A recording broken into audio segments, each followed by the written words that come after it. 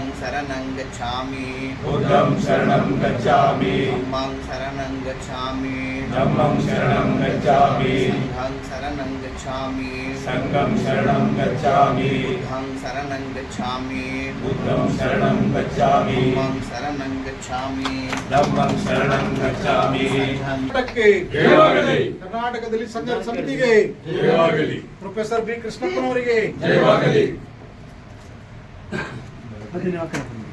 ಜಿಂದಾಬಾದ್ ಜಿಂದಾಬಾದ್ BSS ಜಿಂದಾಬಾದ್ ಜಿಂದಾಬಾದ್ ಜಿಂದಾಬಾದ್ BSS ಜಿಂದಾಬಾದ್ ಜಿಂದಾಬಾದ್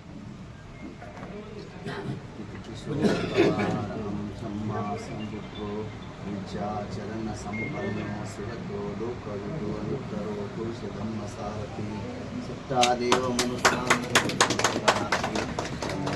ಸಮ್ಮ ಸಂಬುದ್ಧಸ स्वाकातो भगवता धम्मो संरुचिको कालिको ये पस्सिको उपनयिको पच्चतो वेदको विनोदीति mail mail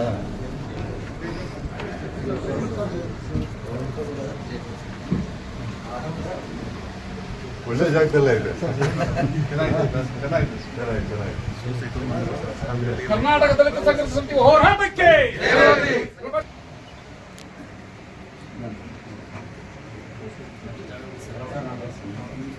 sir ಈ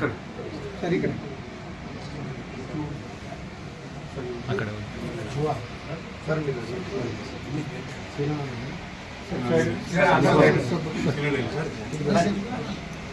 ಒಳ್ಳೆ ಜಾಗದಲ್ಲೇ ಮಾಡಿದ್ದೀರಿ. ದಲಿತರ ಹೋರಾಟಕ್ಕೆ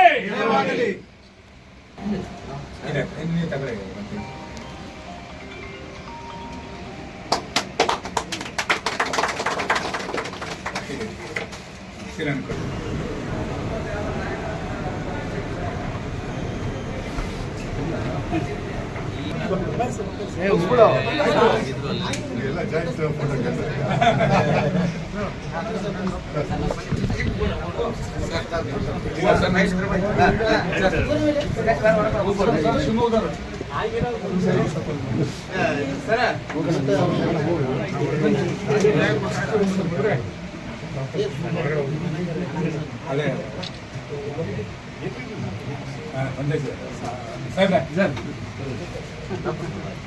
ಸರಿ ಸರ್ ಒಂದು ನಿಮಿಷ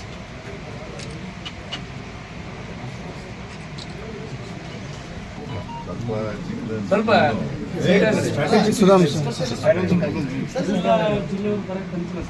ಬಟ್ ಅದು ಮೊದಲು ಮಧ್ಯ ಡಿಸ್ಟರ್ಬ್ ಮಾಡಬೇಡ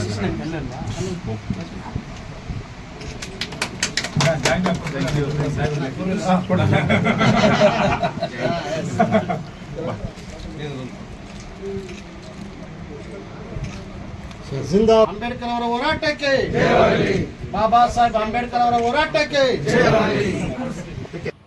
ಮೊಟ್ಟ ಮೊದಲನೇದಾಗಿ ಕೇಂದ್ರ ಕಚೇರಿಗೆ ಕಾರಣೀಕರ್ತರಾಗಿರ್ತಕ್ಕಂಥ ಎಲ್ಲರೂ ಅದರಲ್ಲಿ ನಮ್ಮ ಹೆಲ್ಲೂರು ಶ್ರೀನಿವಾಸರನ್ನು ನಾನು ಅಭಿನಂದಿಸ್ತೀನಿ.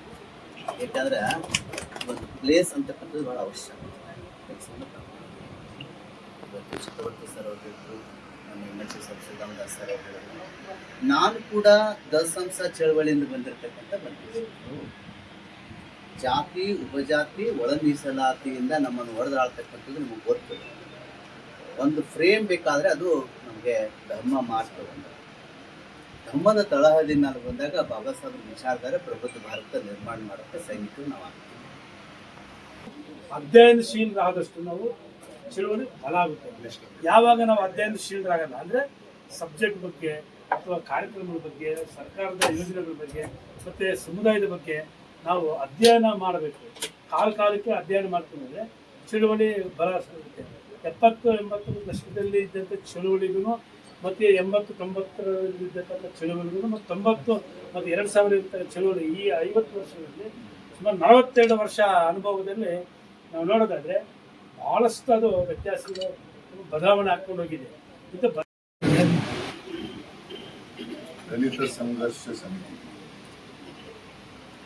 ಕಾಲದಲ್ಲಿ 70ರ ದಶಕದಲ್ಲಿ ಇದೊಂದು ವಿಶೇಷ ಶಕ್ತಿ ಆಗಿತ್ತು. ಎಷ್ಟು ಪ್ರಬಲ ಶಕ್ತಿ ಅಂತಂದ್ರೆ, ಯಾವ್ದಾದ್ರು ವಿಷಯನ ಎತ್ಕೊಂಡ್ರೆ ಅದು ದಲಿತರಿಗೆ ಸಂಬಂಧ ಇರ್ಬೋದು ಅಥವಾ ಬೇರೆ ಸಮುದಾಯದ ಯಾವುದೇ ಶೋಷಿತ ವರ್ಗ ಇರ್ಬೋದು. ಅದು ಎದ್ಕಾಣದ ಬರೀ ಅನ್ಸುಮನ್ ಕೇಸು, ಶೇಷಗಿರಿಯಪ್ಪನ ಕೇಸ್ ಮಾತ್ರ ಅಲ್ಲ, ಆ ಥರ ಹಲವಾರು ಕೇಸ್ಗಳು ಎಲ್ಲತ್ರಲ್ಲೂ ರಾಜ್ಯದಲ್ಲಿ ನಿಯಮ ರೂಪಿಸುವಷ್ಟು ಪ್ರಭಾವಶಾಲಿಯಾಗಿ ಬೆಳೆದಿದೆ. ಅಷ್ಟು ಒಳ್ಳೆಯ ಉನ್ನತ ಮಟ್ಟದ ನಾಯಕರುಗಳಿದ್ರು, ಮಾರ್ಗದರ್ಶಕರು, ಹೋರಾಟಗಾರರು ಇದ್ರು. ತಮ್ಮ ತನು ಮನ ಧನ ಎಲ್ಲ ತೊಡಗಿಸ್ಕೊಳ್ಳೋ ಸಮುದಾಯದ ನಾಯಕರುಗಳೆಲ್ಲ ಈ ಸಂಘಟನೆಯನ್ನ ಬೆಳೆಸಿ ರಾಜ್ಯದಲ್ಲಿ ಶೋಷಿತ ಸಮುದಾಯದ ಒಂದು ದೊಡ್ಡ ಶಕ್ತಿಯಾಗಿ ಮಾರ್ಪಡಿಸಿದ್ದಾರೆ. ಈಗ ಈ ದಲಿತ ಸಂಘರ್ಷ ಸಮಿತಿ ಅನ್ನೋದು ನಮ್ಮೆಲ್ಲರಿಗೂ ಗೊತ್ತಿದೆ. ಮುಂಚೆ ಇದ್ದ ದಿನಗಳ ಶಕ್ತಿ ಕಳ್ಕೊಂಡಿದೆ. ಸೊ ದಲಿತರು ಅಂದ್ರೆ ಬರೀ ಅವ್ರು ಇರೋದೇನೆ ಹೋರಾಟ ಮಾಡಕ್ಕೆ, ಸಂಘರ್ಷ ಮಾಡಕ್ಕೆ ಅನ್ನೋ ನಂಬಿಕೆ ಜನರಲ್ಲಿ, ಸಾಮಾನ್ಯ ಜನರಲ್ಲಿ ಬಂದ್ಬಿಟ್ಟಿದೆ. ಆದ್ರೆ ಎಲ್ರಿಗೂ ಗೊತ್ತಿರಲಿ, ನಾವು ಇಲ್ಲಿ ನಮ್ಮ ಬಲ ಕಂಡುಕೋಬೇಕಾಗಿರೋದು ಸಂಘಟನೆ ಮಾಡೋದ್ರಲ್ಲ, ನಾವೇ ಆಡಳಿತ ಮಾಡೋದ್ರಲ್ಲಿ. ನಾವು ಇಲ್ಲಿ ರಾಜ್ಯಭಾರ ಮಾಡಬೇಕಾದವರು, ಆದ್ರೆ ಆ ದಿಕ್ಕಿನಲ್ಲಿ ಯೋಚನೆ ಮಾಡೋಕ್ಕೂ ನಾವು ಅಸಾಧ್ಯ ಅನ್ನೋ ದುರ್ಬಲರಾಗ್ಬಿಟ್ಟಿದ್ದೀವಿ. ಕಾರಣ ಎಲ್ರಿಗೂ ಗೊತ್ತು. ಯಾರ್ಯಾರು ನಮ್ಮಲ್ಲಿ ನಮ್ಮ ಸಮುದಾಯದ ಹಿತಚಿಂತಕರು ಅಂತ ಬಹಿರಂಗವಾಗಿ ಪೋಸ್ ಕೊಡ್ತಾರೋ, ನಮ್ಮ ಸಮುದಾಯದ ಏಳಿಗೆಗಾಗಿ ಹುಟ್ಟಿದೀವಿ ಅಂತ ಪ್ರದರ್ಶಿಸ್ತಾರೋ, ಅವರೆಲ್ಲ ನಮ್ಮನ್ನ ಸಿಸ್ಟಮ್ಯಾಟಿಕ್ ಆಗಿ, ವ್ಯವಸ್ಥಿತವಾಗಿ ಚೂರು ಮಾಡ್ತಾ ಇದ್ದಾರೆ. ಇದೊಂದು ಸಾಮಾನ್ಯ ಪರಿಜ್ಞಾನ ನಾವು ಇಟ್ಕೋಬೇಕು. ಅದು ಜಾತಿ ಉಪಜಾತಿ ಇರ್ಬೋದು, ಅಥವಾ ಬಾಬಾ ಸಾಹೇಬರು ಕೊಟ್ಟಿರೋ ಸಾಂವಿಧಾನಿಕ ಹುದ್ದೆನಲ್ಲಿ ಅತ್ಯಂತ ದುರ್ಬಲರನ್ನೇ ಕುಂಡ್ರಿಸ್ಕೊಂಡು ಅವ್ರ ಮನೆ ಜವಾನ್ರನ್ನೋ, ಅವ್ರ ಮನೆ ಕಾವಲ್ ಕಾಯವನೋ, ಅವನು ಹೇಳೋನ್ ಕೇಳೋನ್ನ ಕುಂಡ್ರಿಸ್ಕೊಳ್ಳೋದ್ರ ಮುಖಾಂತರ ಇಲ್ಲಿ ಹುದ್ದೆ ಕೊಟ್ಟಂಗೂ ಆಯ್ತು, ಎಳಗಿಸ್ದಂಗೂ ಆಯ್ತು. ಈ ತರ ಈಗ ನಮ್ಮ ರಾಜ್ಯ ನಡೀತಾ ಇರೋದನ್ನೇ ದಲಿತರ ಹೆಸರಲ್ಲಿ ಹಿಂದ ಅಂತ ಹೆಸರು ಹೇಳ್ತಾರೆ. ಆ ದಾ ಅನ್ನೋ ಪದದಲ್ಲಿ ಆಗೂ ಸದ್ದಿಲ್ಲ, ಈಗೂ ಸದ್ದಿಲ್ಲ, ದಾಗೇನೇ ಜಮ್ಮಿರೋದು. ಗೊತ್ತಾಯ್ತು. ಆದ್ರೆ ನಾವು ಆಡಳಿತ ಮಾಡೋದ್ರಲ್ಲಿ ಯಾಕೆ ವಿಫಲರಾಗ್ಬಿಟ್ಟಿದೀವಿ? ಇದು ನಮ್ಮನ್ನ ನಾವೇ ಕೇಳ್ಕೋಬೇಕಾಗಿದೆ. ಅರ್ಜಿ ಹಾಕೊಂಡು, ಕಂಬ ಸುತ್ಕೊಂಡು, ಹೋರಾಟ ಮಾಡಿಕೊಂಡು, ಪ್ರತಿಭಟನೆ ಮಾಡಿಕೊಂಡು ಎಷ್ಟು ದಿವಸ ನಾವು ಜೀವನ ಸೇವಿಸಬೇಕು ಅಂತ ಇದ್ದೀವಿ? ಈಗ ಬೇಕಾಗಿರೋದು ಬರೀ ಸಂಘರ್ಷ ಅಲ್ಲ, ಸಂಘಟನೆ. ಎಲ್ಲ ದಲಿತ ಅಂತ ಯಾರ್ಯಾರು ಗುರುತಿಸ್ಕೊಂಡಿದ್ದಾರೋ ಅವರೆಲ್ಲರ ಸಂಘಟನೆ ಆಗಬೇಕು. ಈಗ ನಿಮ್ಮೆಲ್ಲರೂ ಗೊತ್ತಿರಬೇಕು, ಇಡೀ ದೇಶದಲ್ಲಿ ದಲಿತರ ಉಪಜಾತಿಗಳು ಸಂಖ್ಯೆ ಇಡೀ ಕರ್ನಾಟಕದಲ್ಲೇ ಜಾಸ್ತಿ ಇರೋದು. ಇನ್ನೆಲ್ಲೂ ಇಲ್ಲ ಇಷ್ಟೊಂದು. ಇಲ್ಲಿ 101 ಜಾತಿಗಳ, ಎಷ್ಟು ಜಾತಿಗಳಿದೆಯೋ ಅಷ್ಟು ಸಂಖ್ಯೆನಲ್ಲಿ ಇದನ್ನ ಹೊಡೆಯೋ ವ್ಯವಸ್ಥಿತ ಕೆಲಸ ಆಗ್ತಾ ಇದೆ. ನಾವು ಎಷ್ಟು ಮಟ್ಟಿಗೆ ಬೆಳಿಬೇಕು ಅಂತಂದ್ರೆ, ನಮ್ಮಲ್ಲಿ ಬರುವ ಯಾವುದೇ ಒಡಕು ಧ್ವನಿನ ನಾವೇನೇ ಅದನ್ನ ತೀರ್ಮಾನ ಮಾಡಿ ಮುಚ್ಚುವಷ್ಟು ಶಕ್ತಿ ನಾವು ಬೆಳೆಸ್ಕೋಬೇಕಾಗಿದೆ.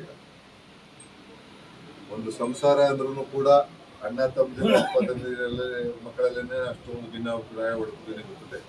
ಇಷ್ಟು ದೊಡ್ಡ ಸಮುದಾಯ ಅಂದ್ರೆ ಡೆಫಿನೆಟ್ಲಿ ಒಡಕು ಧ್ವನಿ ಇದ್ದೇ ಇರ್ತದೆ. ಬಟ್ ನಾವು ಎಷ್ಟು ಮಟ್ಟಿಗೆ ಬೆಳಿಬೇಕು, ಎಷ್ಟು ಶಕ್ತಿಯುತವಾಗಿರ್ಬೇಕು, ಎಷ್ಟರ ಮಟ್ಟಿಗೆ ನಮ್ಮನ್ನು ನಾವೇನೇ ರಕ್ಷಿಸ್ಕೋಬೇಕು ಅಂತಂದ್ರೆ, ನಮ್ಮ ಯಾವುದೇ ಒಡಕು ಧ್ವನಿನ ನಾವೇನೇ ಅಧಿಕಾರಯುತವಾಗಿ ಸಮಾಧಾನಕರವಾಗಿ ಬಗೆಹರಿಸಿಕೊಳ್ಳುವಷ್ಟು ದೊಡ್ಡದಾಗಿ ಬೆಳಿಬೇಕು ಅವಶ್ಯಕತೆ ಇದೆ.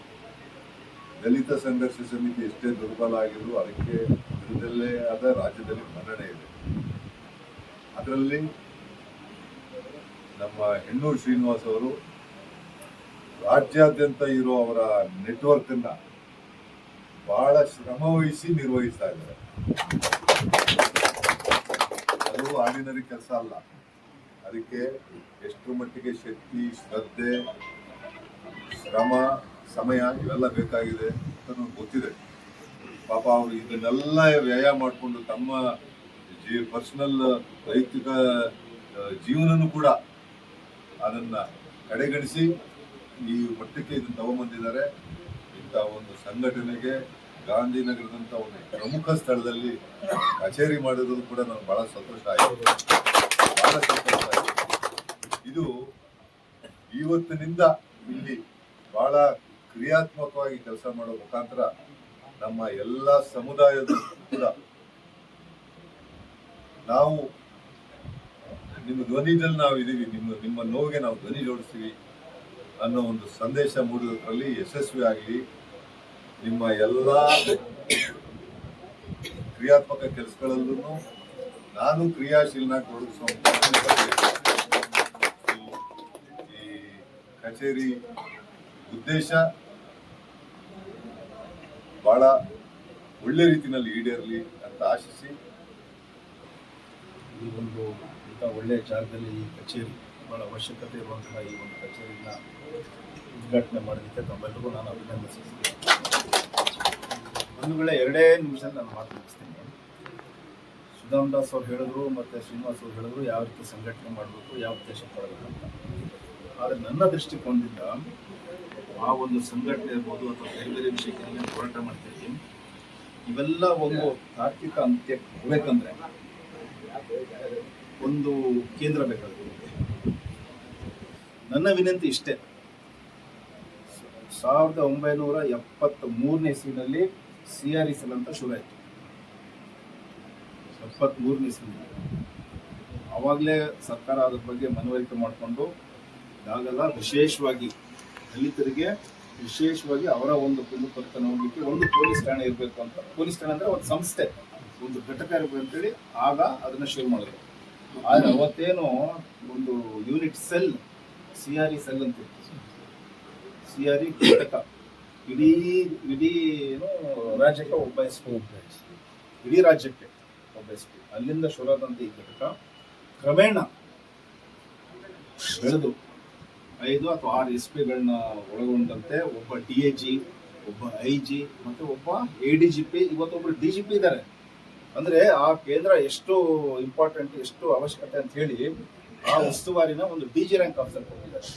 ಜೊತೆಗೆ ಎಲ್ಲೆಲ್ಲಿ IGP ಕೊಡ್ತಾರೆ, ವಲಯ IGP ಕೊಡ್ತಾರಲ್ಲ ಪೊಲೀಸ್ ಇಲಾಖೆಯಲ್ಲಿ, ಅಲ್ಲಿ ನಮ್ಮ D.Sir SP ಕೊಡ್ತಾರೆ. ಈಗ ಗೊತ್ತಿರಲಿ ನಿಮಗೆ.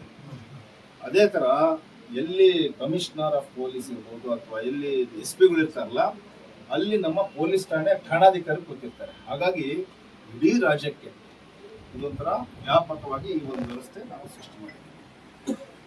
ನಿಮ್ಮ ಕೆಲಸ ಏನಪ್ಪ ಆಗ ಪೊಲೀಸ್ ಠಾಣೆಯಲ್ಲಿ, ರೆಗ್ಯುಲರ್ ಪೊಲೀಸ್ ಠಾಣೆಯಲ್ಲಿ ಕೆಲವೊಂದು ಲೋಪದೋಷಗಳಿದೆ. ಎರಡೂ ಕಡೆ. ಒಂದು, ದಲಿತರು ಹೋದಾಗ ತಕ್ಷಣ ಸ್ಪಂದಿಸಲಿಕ್ಕೆ ಅವ್ರಿಗೆ ಸಮಯ ಇರೋದಿಲ್ಲ. ಒಂದು ವೇಳೆ ಅದನ್ನು ಸ್ಪಂದಿಸಿದ್ರು ತಕ್ಷಣ ಅಟೆಂಡ್ ಮಾಡಲಿಕ್ಕೆ ಅವಕಾಶ ಇರೋದಿಲ್ಲ. ಯಾಕಂದ್ರೆ ಬೇರೆ ಬೇರೆ ಒಂದು ಪೊಲೀಸ್ ಠಾಣೆ ಮೇಲೆ ಬೇರೆ ಬೇರೆ ಕೆಲಸಗಳು ಇರ್ತವೆ. ಒಂದು ಟ್ರಾಫಿಕ್ ಏನಿರೋದು, ವೆಹಿಕಲ್, ಒಂದು ಕಾನೂನು ಸುವ್ಯವಸ್ಥೆ ಇರ್ಬೋದು, ಒಂದು ಬಂದೋಬಸ್ತ್ ಇರ್ಬೋದು, ಇವೆಲ್ಲ ಇರ್ತದೆ. ಸೊ ಇವೆಲ್ಲ ಮನಗಂಡು ಒಬ್ಬ ದಲಿತ ಒಂದು ಕುಂದುಕೊರತೆ ಹೇಳಲಿಕ್ಕೆ ಅಥವಾ ತನ್ನ ಕಂಪ್ಲೇಂಟ್ ಕೊಡ್ಲಿಕ್ಕೆ ಹೋದಾಗ ವಿಶೇಷವಾಗಿ ಆತನ ಬಗ್ಗೆ ಗಮನ ಕೊಟ್ಟು ಅಥವಾ ಆತ ಏನೋ ಒಂದು ಇಶ್ಯೂನ ರೈಸ್ ಮಾಡ್ಕೊಂಡು ಗಮನ ಕೊಟ್ಟು ಅದನ್ನು ಪರಿಹಾರ ಮಾಡುವಂತಹ ಒಂದು ಕೆಲಸ ಎಕ್ಸ್ಕ್ಲೂಸಿವ್ ಆಗಿದೆ.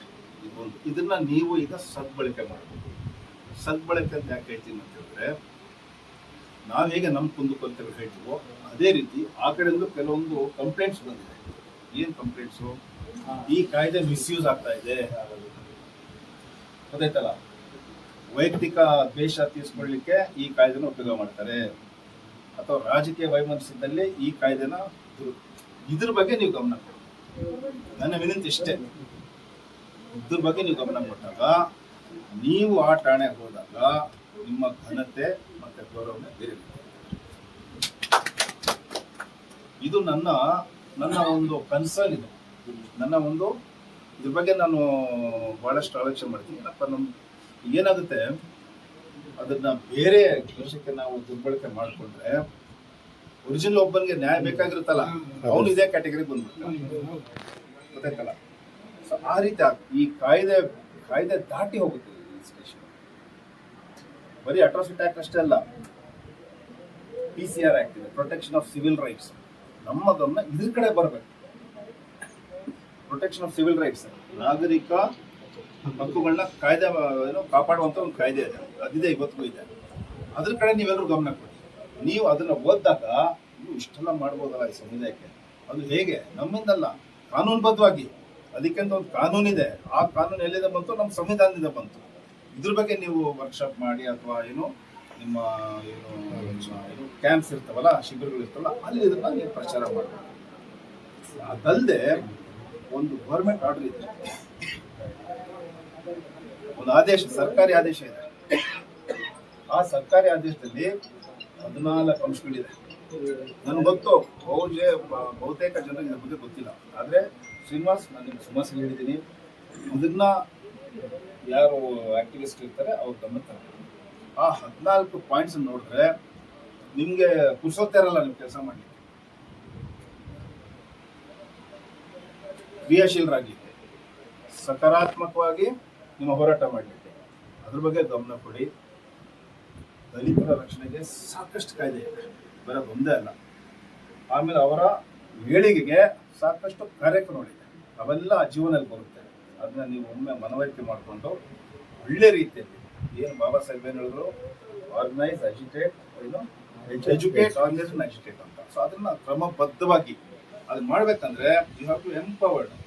ನೀವೆಲ್ಲ ಬಲಿಷ್ಠರಾಗಬೇಕು. ಯಾವ ರೀತಿಯಲ್ಲಿ, ಯಾವ ವಿಷಯದಲ್ಲಿ ಬಲಿಷ್ಠರಾಗಬೇಕು? ದಲಿತರ ಒಂದು ಏಳಿಗೆಗಾಗಿ ಯಾವ್ದೆಲ್ಲ ಕಾಯ್ದೆ ಇದೆ, ಯಾವ್ದೆಲ್ಲ ಕಾನೂನಿದೆ, ಯಾವ್ದೆಲ್ಲ ಸರ್ಕ್ಯುಲರ್ ಇದೆ, ಯಾವ ಆದೇಶಗಳಿದೆ, ಅದಕ್ಕಾಗಿ ತಿಳ್ಕೊಂಡು ನಿಮ್ಮ ಒಂದು ಹೋರಾಟ ಸಕ್ರಿಯವಾಗಲಿ. ಇಲ್ಲಿ ಇದೊಂದು ಕೇಂದ್ರ ಬಿಂದು ಆಗುತ್ತೆ.